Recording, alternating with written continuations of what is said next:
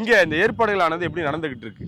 இப்போ நீங்களே பார்த்தீங்கன்னா தெரியும், சிறப்பாக இருக்குது. அதாவது வந்துட்டு தமிழ்நாட்டிலே இப்போது நம்ம டிவிக்கில் முதல் தடவை வந்துட்டு ஸோ டென்ட்டு போட்டு பாதுகாப்போடு, ஏன்னா வேலூரோட வெயில் தாக்கம் வந்துட்டு தமிழ்நாட்டில் இருக்கக்கூடியவங்களுக்கு எல்லாருக்குமே தெரியும் வேலூரோட வெயில் தாக்கம் எப்படி இருக்குன்ட்டு. ஸோ அதை கருதி வந்துட்டு மக்கள் பாதுகாப்பு கருதி வந்துட்டு இந்த மாதிரி செட்டப் போட்டிருக்காங்க. இது வந்துட்டு நாங்கள் ரொம்ப வரவேற்கிறோம் இந்த இந்த விஷயத்தை. ஓகே, உங்க ஊருக்கு வராரு, எவ்வளவு மகிழ்ச்சியா இருக்கு, என்ன எதிர்பார்க்குறீங்க? ஆக்சுவலாக வந்துட்டு தவங்க இருக்கோண்ணே நாங்கள்லாம். எங்கள் அண்ணனுக்கோசரம் வந்துட்டு என்ன சொல்கிறது, நாங்களாம் உயிரிடவும் தயாராக இருக்கோம். அண்ணா வந்துட்டு எங்கள் மாவட்டத்துக்கு வராருனாக்கா அவர் சிறப்பாக இங்கே கூட்டி வந்து நல்லபடியாக அவர் அனுப்புகிற வரையும் நாங்கள் பாதுகாப்பாக இருந்து எல்லாமே பண்ணுவோம் அண்ணனுக்காக. ஓகே, நாளைக்கு இந்த இடமானது எப்படி கொண்டாட போகிறாங்க, எப்படி இருக்க போகுது இந்த இடம்? ஆக்சுவலாக வந்துட்டு இது வந்துட்டு பார்த்தா நிர்வாகிகள் கூட்டம், பொதுக்கூட்டம் சொல்லியிருந்தாங்க, மக்கள் சந்திப்புன்னு சொல்லியிருந்தாங்க. இப்போ நிர்வாகி கூட்டமாக மாறி இருக்கு.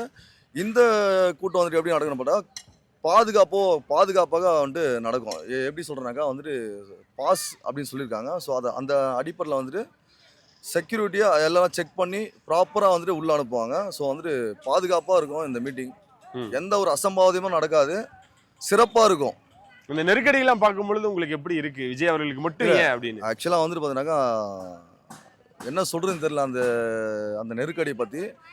இன்றைக்கி ஆளுகின்ற திமுக வந்துட்டு எவ்வளோ முட்டுக்கட்டை போட்டாலும் சரி, எங்கள் அண்ணன் 2026 முதலமைச்சர் ஆகிறது யாராலும் தடுக்க முடியாது. இவ்வளோ பேர் எதிர்த்து நிற்கிறாங்கல்ல, அப்படின்றப்போ எப்படி பார்க்குறீங்க?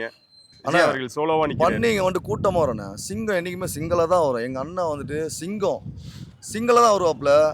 இவங்க 10 கூட்டணி 8 கூட்டணி எல்லாம் அமைச்சிருக்காங்க. அண்ணா வந்துட்டு மக்கள் கூட்டணியில் இருக்காரு, மக்களுக்காக உழைக்க வந்திருக்காரு. இந்த அடிமைப்பட்டு இருக்கிற இந்த தமிழ்நாட்டில் இருக்கக்கூடிய இந்த மக்களை வந்துட்டு காப்பாற்ற வந்து எங்கள் குல தெய்வம்னா எங்கள் அண்ணன்.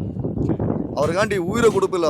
அதாவது வந்துட்டு என்ன சொல்கிறது, இந்த வெயில் கூட நீங்கள் பார்க்குறீங்க, இதெல்லாம் பொறுப்பெடுத்தாமல் எங்கள் அண்ணனுக்கோசரம் இங்கே எவ்வளோ பேர் இறங்கி வேலை செஞ்சுருக்கான்னு நீங்கள் பார்த்தீங்கன்னா தெரியும். ஸோ எங்கள் அண்ணன் முதலமைச்சர் ஆக்குற வரையும் நாங்கள் ஓய மாட்டோம், எங்கள் தூக்கம் இருக்காது.